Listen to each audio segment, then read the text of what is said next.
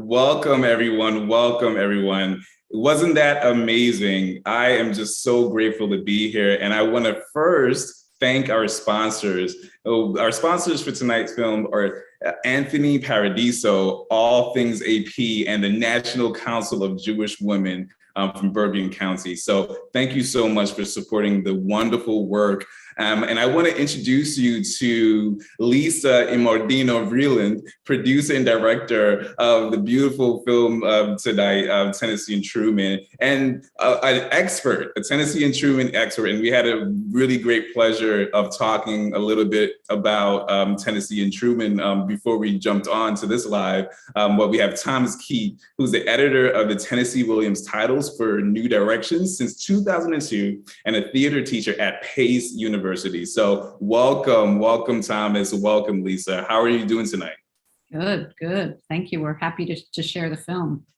No, well, I'm. Thank you so much, and everyone. I was admittedly, I saw the Capote movie, and I didn't really know much about Tennessee, and I've learned so much. So it's just a great pleasure to talk to some historians. And Lisa, I know you're not going to call yourself a historian, but you. There's one on this call, and it's Thomas. Yeah, Thomas, definitely.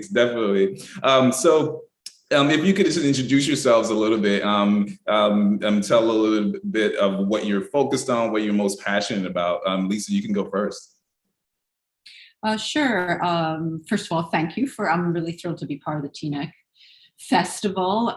So I'm a filmmaker, and I've been making really primarily films on arts and culture for the past years. And some of my previous films, I made one on Deanna Vreeland, on Peggy Guggenheim, on Cecil Beaton.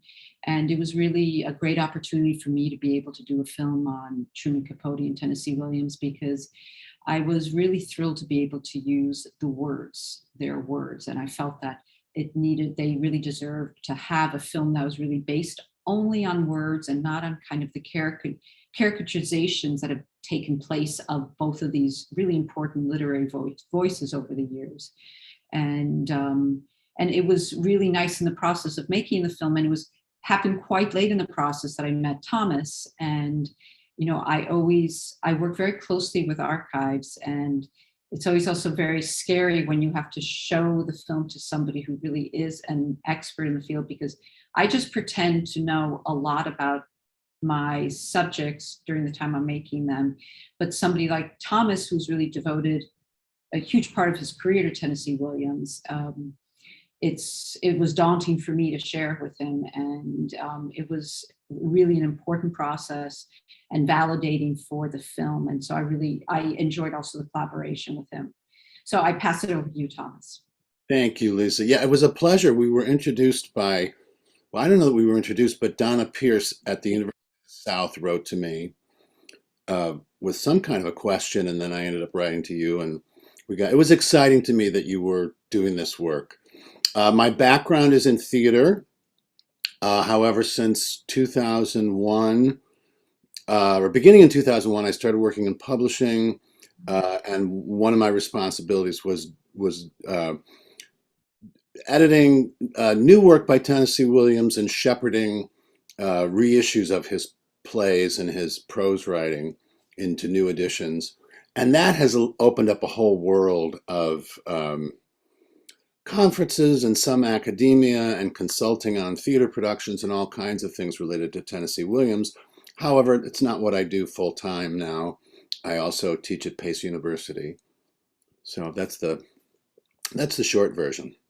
No, awesome. Well, so thank you so much for joining. And again, I'm Daniel P. Calderon. And a little bit about what I do is I run WFH Studio, work from home studio. And what we do is do design strategy. And we do a lot of post-production work for companies like Netflix, Braun Studios, Spotify, and et cetera. And what we focus on telling stories that impact culture. We focus on social justice, we focus on environmental. So we've been blessed to have a lot of great talents that want us to tell Black stories and tell LGBT stories. And on top of that, I run Entrepreneurs of Tomorrow, which is a nonprofit that teaches Black and Brown students for free business education. So we're doing a lot of good work that is really churning out some really great entrepreneurs.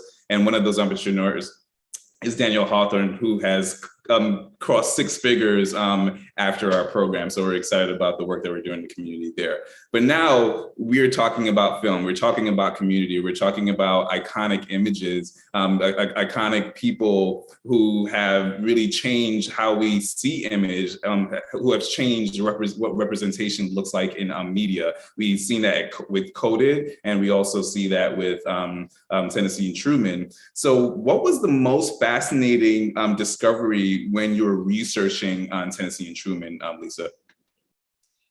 I think that, I think it was I guess on multiple levels, because Truman Capote is somebody who's been really in my sphere for some time, because he was also very close to a lot of my past characters. And he was close with Mrs. Vreeland, very close with Cecil Beaton, and then also close with Peggy Guggenheim.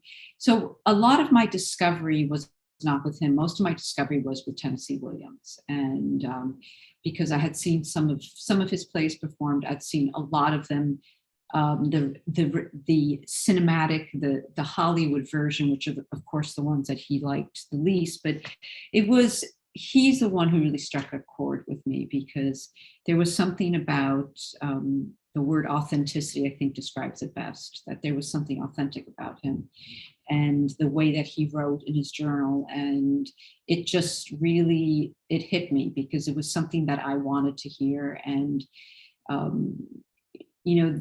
the fact that they both needed writing to define them. One was more about seeking celebrity, and one was more about almost kind of dealing with so many of his own internal issues, which was Tennessee's, kind of trying to overcome his shyness, the fact that he couldn't, he felt like he could never make contact with the world, and he did it through his writing. And I felt that he expressed that, and that was really, it was important for me to hear. And that's where my discovery was. I mean, I totally fell hard for Tennessee Williams. No, that's amazing. Me discovering him for the first time, and me understanding his anxieties through what you put together was some of the most important lessons that I've learned throughout watching this film. And I have a question for you, Thomas. So this maybe unlikely friendship between Tennessee Williams and Truman Capote, how do you think they were able to maintain a shared friendship? And where do you think, you talked a little bit about authenticity, Lisa, with Tennessee. Where do you think they aligned in their freedom to be authentic or not? Well, boy, that's an interesting question on a number of fronts, and I think Lisa maybe can address some of this. In the sphere of friends that Williams had throughout his life, consistently, and the friends that Capote had, I don't think they would make each other's top 10 list. And one of the fascinating things is by creating a conversation between these two men, who obviously have a lot in common as mid-20th century white gay authors, you see the points of convergence, and then you also get this sort of contrast going. And did you notice the section where they talk about jealousy? Williams said jealousy is? Well, they were competitive. So they were friends. They certainly were friends, and there was a loyalty between them over the decades. But they also were competitive, which Williams, I think, Lisa, you even have that thing where he says, that when Capote's musical opened, he was furious. If they were alive today, in gay lingo, is like they would be throwing shade at each other, right? So I saw a lot of that. Yeah, there was some of that too, and there was some behind the scenes with one another. It was if there was a triumvirate, Gore Vidal would be the third one. Although Vidal and Capote really didn't get along, that was much more intense there, and after Williams died, Vidal was a huge advocate for Williams and his work, which it wasn't for Capote. But anyway, so that's part of the context of that friendship. Yeah. So like, where do you think? So they did align, right? And Tennessee said that Capote was one of his only friends before he died, right? At that moment. So where do you think they actually aligned? Because I'm just so curious about friendships, about relationships. Why do we choose to be in them? Why do we choose to stay in them? How do we benefit from them for our mental health or whatever that looks like? So what do you think was that tie that kept them together for so long? I think they both had a genuine respect for one another's artistry, which shows in the film. And also, which they mention in the film, I don't know how deep it goes into it, but they both were Southerners of a certain age and a certain time and a certain place going out into the rest of the world. And so they shared that. I think Capote was from Alabama or Georgia? Alabama. And Williams was from Mississippi. And I think that was a strong tie for the two of them as well. And they also both consistently, and they share this with another friend, very much a friend of Williams, I think more of a competitor with Capote, was Carson Mccullers, another queer writer from that period, who wrote about outsiders. All three of them wrote about people who didn't fit into the mainstream. And you know what I think something to note for this time is to remember that the world was quite small, and also these important literary voices were, it's not that they were hundreds of them. There were certain people, and they all knew each other, and it was the same group of people as if they went over to Paris, they might. Truman or Tennessee may not have been over together, but most likely they were seeing the same people, okay? If they went over to Morocco and they went to Tangiers, there was no doubt they were both seeing Paul and Jane Bowles.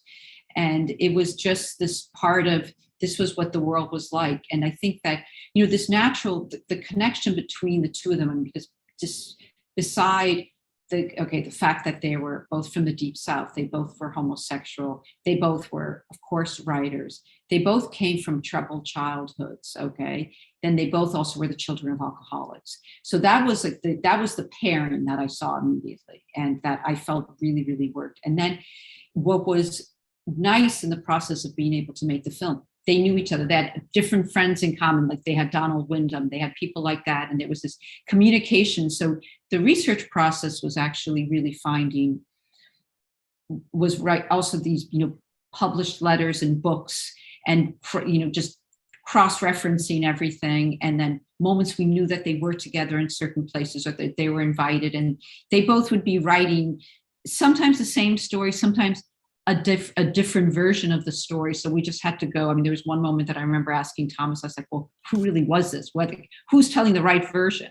And so you just kind of have to go with it sometimes. But there were so many crossovers in so many ways that we could really create a link quite easily. And the fact is, it was an imaginary conversation in many times, because what was nice was to be able to allow them to talk about their creative process, about their writing, about what made them do all of this, the motivation behind it. And the way that the film was constructed gave us a lot of freedom to do that.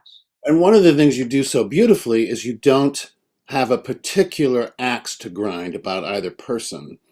You let them speak for themselves, you let them speak to one another, and you don't shrink from some of the unpleasant things, some of the difficulties, the personalities, the drugs, those kind of things. And they both come off ultimately in a sympathetic, complex light. I think some of the angles people have on them, they take Williams particularly, well, both of them, they both were just, they were beaten up in the press for all kinds of things, frequently of their own making. But in their reputations now, the work is reviewed less than the two men. I know that's the reason why the film was made. Right. And in this film, you get a real understanding of them as artists, which is so important, particularly for Williams. There's people spend a lot of time psychoanalyzing him. There's a current trope where people are obsessed with that they feel his late work was bad, period, and therefore that colors their whole impression of him, as opposed to looking at the entirety of an artist's life work. Yeah, I mean, I love that you said that, because like my next question was around, you know, we live in this world of cancel culture, or how we talk about cancel culture. It sounds like this new phenomenon, right? And when I was looking at the film, I saw parallels to how, you know, some of like when Tennessee was on the top of his game, and then when that waned, what that did to his mental health. And the same thing with Truman, and that same thing that happened in the coded film with you know, Levendecker. So Jason Levendecker. So what do you think about how we as a society really build people up to this level of celebrity, or this level of goddom, and how do we tear them down? What do you think that we can learn from these stories and other stories like this as to how to really take care of the people who really are there to liberate us? When you think about what Truman Capote and Tennessee Williams has done for us as LGBT folks, and in how we have treated them in their lifetime. So what have you discovered when it came to how people treated them in the media? Well, it's almost, I mean, I'll take a stab at this, Thomas, but you know, the fact is that I think that in Truman's case, he loved the celebrity. I mean, this is what you know, really pushed him forward. And in fact, I think it really destroyed his creative process, because I don't really feel toward the end of his life that after Music for Chameleons and Answered Prayers, he really was not writing that much. It's very hard to understand if he was writing. But I felt that was very self-inflicted, okay? And I'd love to discuss that more. But Tennessee Williams was writing to the very, very end. And despite getting bad reviews or critics, you know, bringing him down, he continued. And for me, he was the artist who continued to have to create, because it was the only thing that really kind of made him go forward in life. And I do feel differently. This was one of my discoveries with Truman. I do feel differently about that in the end. I still think he was an incredibly talented writer, but there was this other aspect of Tennessee that was just as destructive, mind you, as Truman Capote's, because when it came to their addictions, that ultimately is the thing that dragged them down. But he continued to do it. He just sat there every day. I mean, so Thomas, what are your thoughts on that? You put it beautifully. It's complicated because they did both have self-destructive aspects to their natures. And there is just an issue with art and commercialism in this country. And we're not unique in that way, but it's particularly hard for playwrights. And you can start with just about any famous playwright. You can start with Ibsen, O'Neill, Arthur Miller. Their late works were considered unequal to their talent and basically ignored. Eve Adamson, the director, put it this way, that late in life, someone like Picasso could throw pots and they're still considered valuable. He's not expected to paint Guernica again. Yes. That's very much true for composers, but with playwrights, they need to be a success. And so to what degree Williams' late experiments in playwriting were a success or not, time will tell. Some of them won't be, some of them may be. But this condemnation of the person is difficult. And the other thing is that Williams tended not to edit himself, and his problems with drugs in the 60s were very apparent. And they really did cripple him in many ways. By the 70s, he wasn't on drugs anymore, but those interviews that you use from David Frost are brilliant. He's so David Frost, those questions he asks, and yet what he brings out of each man is so different and so telling in the way Capote is so defensive, and he gets into that, yes, no, you're not going to mess with me. And Williams is either high on amphetamines or something, or he just has the tics left over from his heavy drug use, because he's in really bad shape in that interview.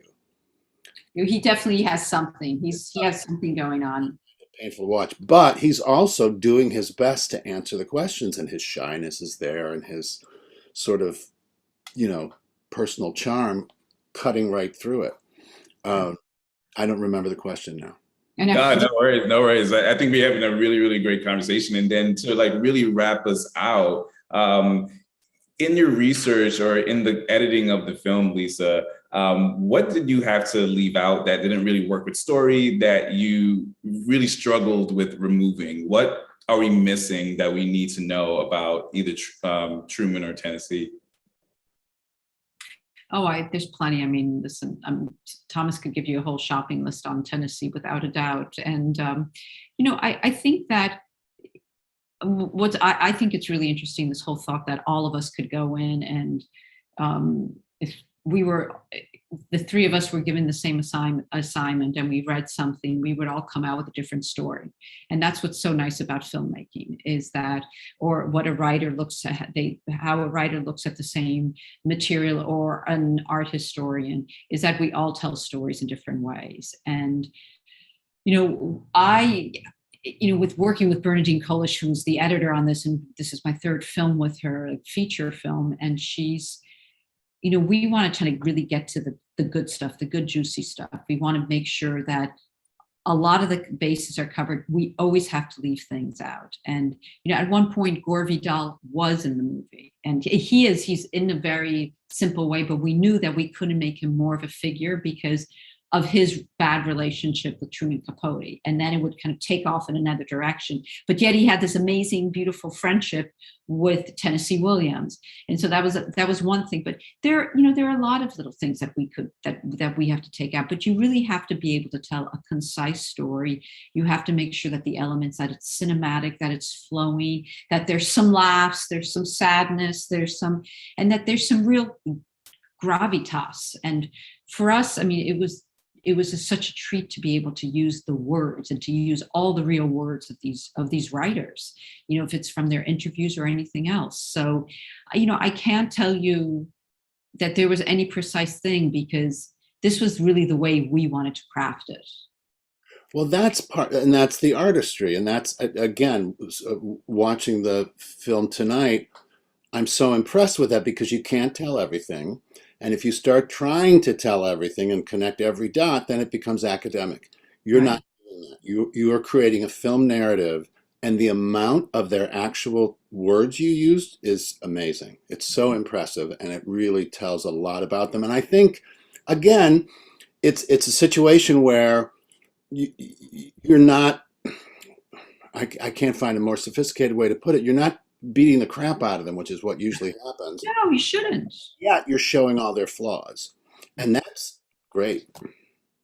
Well, and also, I think that we had the real luxury of having two great actors. And, the fact that we had Jim Parsons as Truman Capote and we had Zachary Quinto as Tennessee Williams, when you have great actors attached to it, they really can give life to these words as well. So, we didn't have the idea of the talking head. We had these actors who really brought those words to life and gave them the feeling that we needed.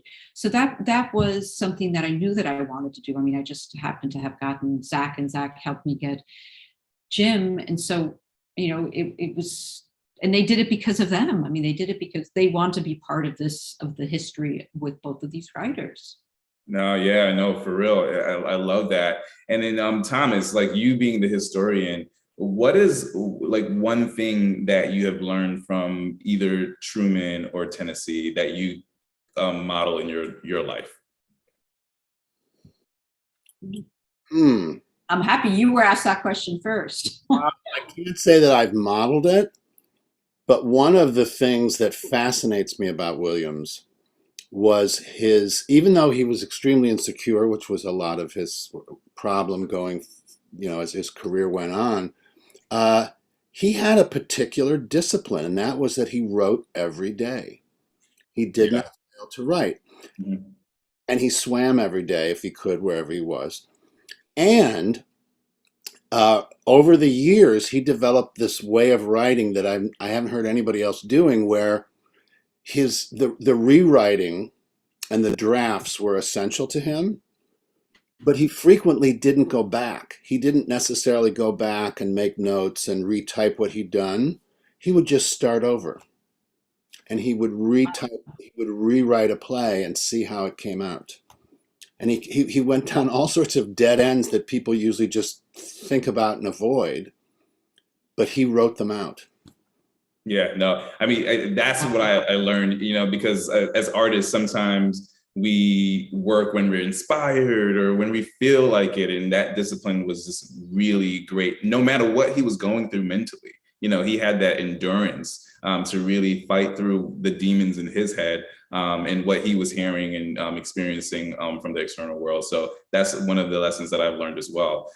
So we have a few questions. Some of the questions were answered in some of your responses, so I'm going to skim through. So apologies if I didn't get to ask your question. But one question that I think was interesting is that their work, does their work stand the test of time? Does it appeal to younger generations? Will the Glass Menagerie be a school play in the next century? So how does this work? How does this film really play out today? Well, I'll give a point of view, and then Thomas, I think because you really know about how much these plays are performing, but I do think that one of the really critical aspects of Tennessee Williams' work is the fact that he was talking about things that happen in life, and he did this. He was not scared to show about it. He's talking about feelings, emotions, horrible things. People are talking about that stuff today. I mean, this is what it's all about. So yes, should the Glass Menagerie be performed everywhere? Yes. So Thomas, you can really speak about that. And well, I think it's such an interesting question, and time will tell. What we know so far is that a play like The Glass Menagerie is now at 75, 76 years old, and it's done on a regular basis. And I went to teach it a couple of years ago. I usually teach Streetcar instead, and I switched, and I thought, well, wait a minute. What was playing on Broadway in 1945? And I found about 130 plays and musicals, and only 2 others that you would recognize the titles. And one of them was Dark of the Moon, and one of them was Finian's Rainbow. And that was it. And so something is lasting about it. The other thing I'd say about that is that it's done, Menagerie particularly, is done all over the world. There's several Indian productions that go on every year. There's a film produced by an Indian filmmaker that is half in English and half whatever language in that area they speak. And it's the mother, the unmarried daughter, and the son who wants to get away are universal. Yeah. I don't see that going away anytime soon. I just saw yesterday there's a production in Tehran getting some press. It's a lot of these people that he created are recognizable. Will all the mechanics of them not become dated? Well, some of them will become dated, but a lot of them are just period plays. And this was asked at a panel recently at the Provincetown Tennessee Williams Theater Festival by some students as to whether or not he's really dated. And I hope I live long enough to see, because we don't ask that now about Chekhov. Chekhov just landed. He stayed. Those are period plays that are not dated. Mm-hmm. When is that true about a playwright? Well, it may be a little while longer before we find out. But I think some of his plays will be done. Thank you for that. And then another question for Lisa before we wrap. The research and editing of the interviews are remarkable, like audience members said, so congratulations there. How long did it take you to gather this information? What was the entire process of filming? I think it was, you know what, I think it was really 2 years, but it didn't need to be 2 years. It could have been much shorter because I was just working on another project. but I had, it took about 5.5 months to edit. Got it. Yeah, awesome. And how you put the words in the interviews in this film was just so remarkable. And I want to end off on one of the words, the quotes that spoke to me. It says, "What we most want is only to be held and told that everything is going to be all right."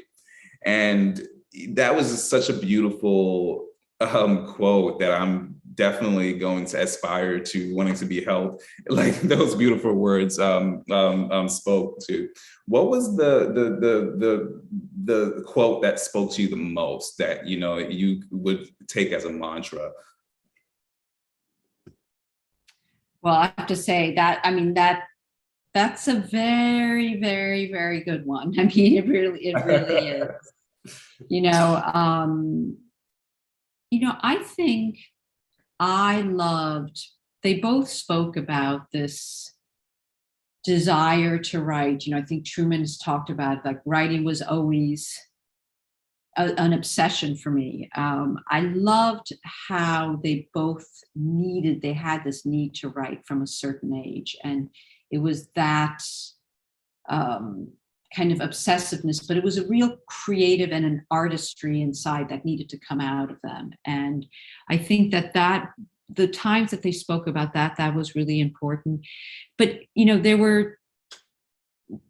that's what was such a wonderful aspect of making this film, because there were so many beautiful words. And we really, with Bernadine, we had the best time working on these words. It was just like, we had smiles on our face literally every day while we were making this film, because just being able to create this dialogue between them, it gave us a lot of freedom. And I think it was definitely one of the most rewarding processes I've ever had. Amazing. And then Thomas, what would be one of your standout sort of quotes? Well, I don't have any of them memorized. That was Capote, by the way, who said that was Capote. Yep. Yeah. I don't remember exactly, because I'm sort of familiar with the letter, but the letter where Williams wrote to Capote after he'd been raked over the coals in the press and said, "I know we've had our disagreements over the years, but you wrote to me at some time when I was really down and said something uplifting." I'll tell you, I have it. I'll tell you. Read it? Yeah. I care about you more than you know. It is important that you give to your being the care that your talent deserves of you. This is Tennessee Williams writing to Truman Capote after Truman Capote had completely, embarrassed him. And this was the kind of person that Tennessee Williams was. And it was such a beautiful letter. And I just I care about you more than you know. And it also says, don't ever stop laughing. Yep. And that's how he ends it. He's having a pretty awful time of it himself at that moment. So I feel like that says a lot. And then, without telling Williams, Capote dedicated was it his next book or his last book? His last book, Music for Chameleons, to him. Yeah. And I love that we're wrapping the conversation on this, right? Because no matter how complex their lives, or sometimes we call it tragic, what stands true and what I love about the work that you do, Thomas, the work that you have done on this film, Lisa, is that what I walk away with is love. Love reigns supreme through all of the stuff. Let me just say that. All of the stuff, they still manage to show and show up and show love. So hopefully that is what everyone else walks away. I want to thank our sponsors again for sponsoring this conversation. The National Council of Jewish Women in Bergen County sections, All Things ZAP. And then I think I'm missing one more sponsor. I think those are actually Anthony Paradiso. Sorry for messing that up. Anthony Paradiso. I did not want to leave you out. And I also want to thank again Lisa and Thomas for joining us and for sharing all of the knowledge and all of the gems that we took away from these iconic figures. So Tomorrow, I want to announce tomorrow's film is at 7:30. Is going to be 7:30 Eastern, p.m. Eastern. Little Girl, which is a French documentary with subtitles about a young child who knows from birth as a male that she is a little girl, and shows the process of acceptance by her family and community. So I cannot wait to see that film. So thank you so much for having me, TNIC International Film Festival, and wish you all a beautiful night. Thank Thank you. you. Thanks, Daniel. Thank you, Daniel. Thank you, everyone.